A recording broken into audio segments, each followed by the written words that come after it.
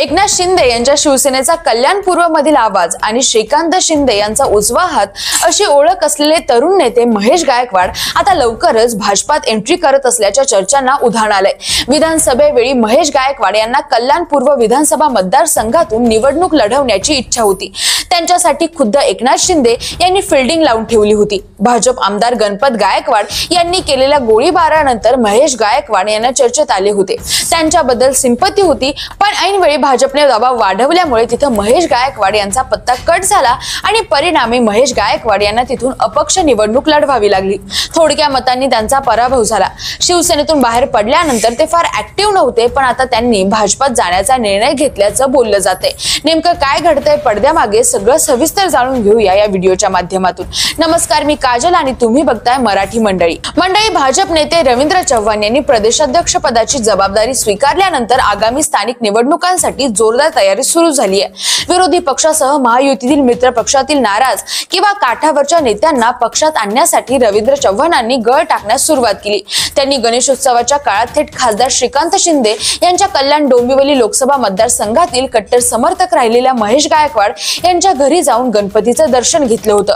त्यावेळी दोघांचे photo viral झाले होते। गेल्या वर्षी भाजपचे माजी आमदार गणपत गायकवाड यांनी पोलीस स्टेशनमध्ये महेश गायकवाड यांच्यावर गोळीबार केला होता। त्यामुळे महेश गायकवाड राज्यभरात चर्चेचा विषय ठरले। त्यावेळी मुख्यमंत्री असलेले एकनाथ शिंदे यांनी महेश गायकवाड यांची भेट घेतली होती। महेश गायकवाड तेव्हा शिंदे सेनेत शहर प्रमुख पदावर होते। दरम्यान महेश गायकवाड यांच्यावर पोलीस ठाण्यातच गोळीबार केल्यानं आमदार गणपत गायकवाड तुरुंगात गेले।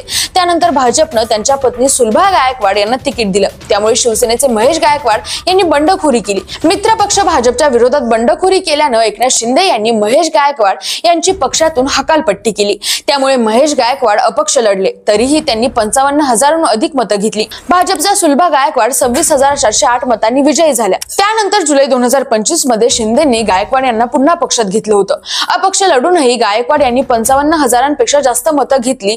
तब्बल 57 आमदार निवडून आणणाऱ्या मुत्सद्दी शिंदेंना ताकद दाखवून दिली। त्यांनी शिवसेना ठाकरे गटाच्या उमेदवारांपेक्षा अधिक मत घेत दुसरा क्रमांक पटकावला। विधानसभा निवडणुकीचा निकाल लागल्यावर जवळपास 8 महिन्यांनी ते शिंदे सेनेत परतले। मात्र आता ते भाजपमध्ये जाणार असल्याची चर्चा आहे। त्यांनी भाजप सोबत जवळीक वाढवली आहे। भाजपचे प्रदेशाध्यक्ष रवींद्र चव्हाण आणि महेश गायकवाड यांची जवळीक वाढते। तसंच कल्याण भाजपमधील अनेक नेते सुद्धा महेश गायकवाड यांच्या संपर्कात आहे।